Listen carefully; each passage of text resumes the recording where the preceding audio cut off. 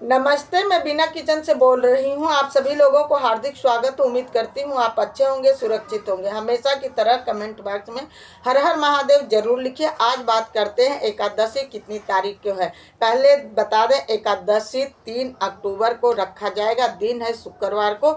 इस बार की एकादशी बहुत ही अच्छा है, बहुत ही अच्छा एकादशी है, क्योंकि इस बार एकादशी पहले जान लेते हैं कि दशमी युक्त से हमें एकादशी का व्रत कैसे रखना चाहिए। नवरात्र के बाद की एकादशी है, तो लहसुन प्याज हम सेवन नहीं करते हैं, तो हम एकादशी के एक दिन पहले बाल धो लें। हाँ, सिर के ऊपर से नहा सकते हैं। नहा धो करके हमें शुद्ध विचार हो करके, लेकिन लोग कहते हैं क्या कि पूरा दिन हम चावल, एकादशी के व्रत से एक दिन पहले नहाने खाने वाले दिन हम क्या चावल खाना चाहिए कि नहीं।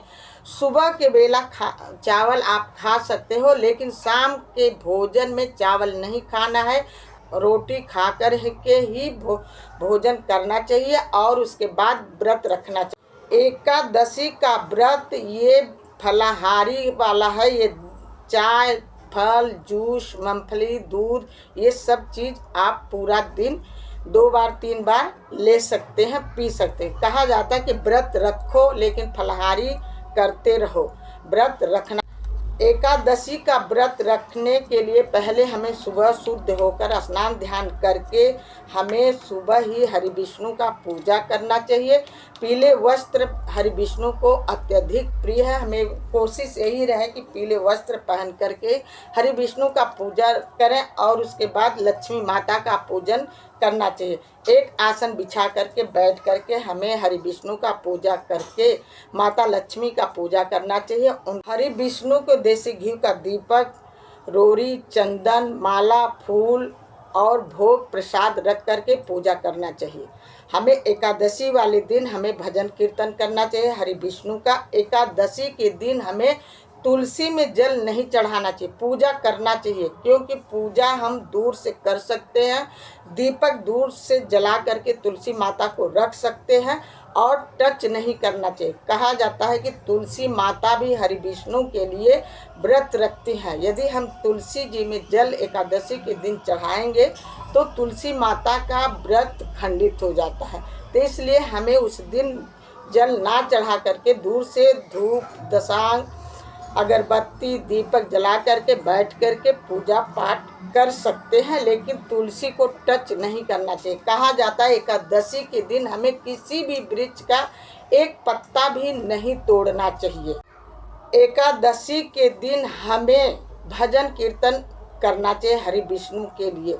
हमें पूरा दिन व्रत रखना चाहिए, दूसरे दिन पारण करना चाहिए। एकादशी के दूसरे दिन जब हम पारण करें तब पहले नहा धो करके सीधा छू करके ब्राह्मणों को दान देना चाहिए, कुछ द्रव्य रख करके।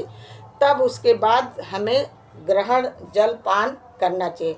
कोशिश यही है कि शुभ मुहूर्त में ही हमें पारण करना चाहिए एकादशी का। एकादशी का पारण विशेष महत्व होता है। एकादशी के दिन लहसुन प्याज का बचना चाहिए, बचे तो बचाना चाहिए, नहीं बचे तो अपने जो लोग व्रत रखते हैं उनको विशेष करके एक दिन पहले ही लहसुन प्याज का त्याग कर देना चाहिए।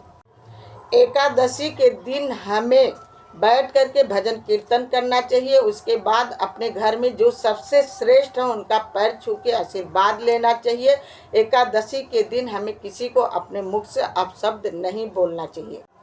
एकादशी के दिन अनाज का दान नहीं देना चाहिए, चावल से बचना चाहिए। एकादशी के दिन सूर्य देवता को जल अवश्य चढ़ाएं। एकादशी के दिन इस बार जो एकादशी नवरात्र के बाद पड़ा है वो शुक्रवार को पड़ा है, तो आप पीपल के वृक्ष का पूजा कर सकती हैं। पीपल के वृक्ष का पूजा यदि हम एकादशी के दिन करते हैं तो हमारे पुत्रों की उन्नति होती है, तो खास करके ध्यान रखें। हाँ, जब एकादशी संडे को पड़ता है तो उस दिन हमें पीपल के वृक्ष का पूजा नहीं करना। एकादशी के दिन जिस दिन हम व्रत रखते हैं उस दिन हमें सिर नहीं धोना चाहिए, एक दिन पहले ही सिर धो लेना चाहिए। एकादशी के दिन हमें नाखून नहीं काटना चाहिए। यदि आपको मेरी वीडियो अच्छी लगी हो प्लीज़ एक लाइक, एक सब्सक्राइब ज़रूर करना।